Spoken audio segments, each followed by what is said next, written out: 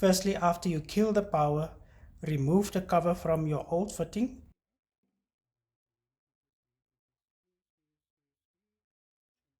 And remove all the screws that keeps the retrofit module in place.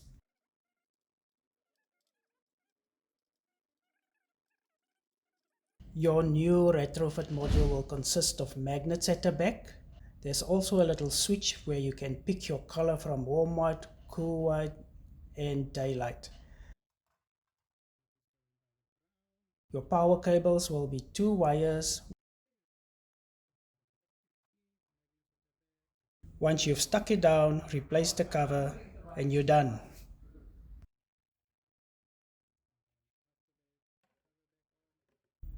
For more exciting products, visit www.leds.co.za.